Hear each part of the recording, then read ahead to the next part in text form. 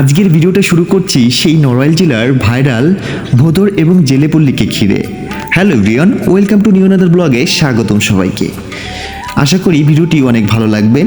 ভিডিওটি শেষ অবধি সবাই সঙ্গেই থাকবেন।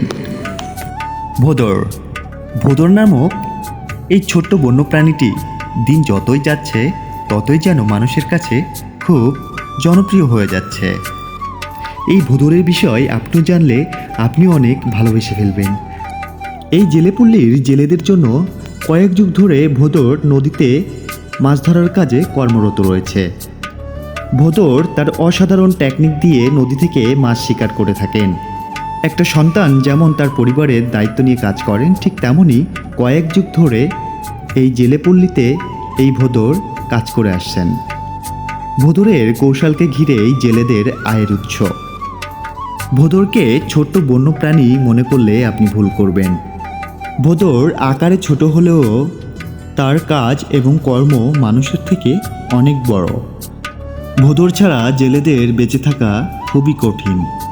আপনি কখনো দেখেছেন এই কৌশলে মাছ ধরতে? যদি দেখে থাকেন তাহলে অবশ্যই কমেন্ট করে জানাবেন। ভোদরের অসাধারণ টেকনিক দেখার জন্য দেশ ও দেশের বাইরে থেকে নিয়মিত পর্যটক এসে থাকেন এই নড়াইল জেলার গোবরা মালোপাড়া জেলেপল্লীতে।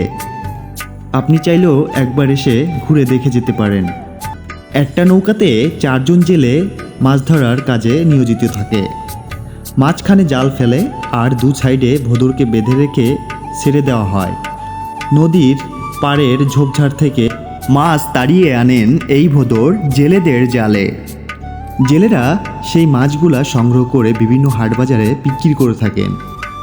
বন্ধুরা, আজকের ভিডিওটা কেমন লেগেছে অবশ্যই কমেন্ট করে জানাবেন, এবং যারা আমার চ্যানেলে নতুন তারা অবশ্যই চ্যানেলটিকে ফলো করে রাখবেন নিত্য নতুন ভিডিও আপডেট পাওয়ার জন্য। দেখা হচ্ছে আগামী কোনো ভিডিওতে। আশা করি সবাই ভালো থাকবেন এবং সুস্থ থাকবেন। ধন্যবাদ।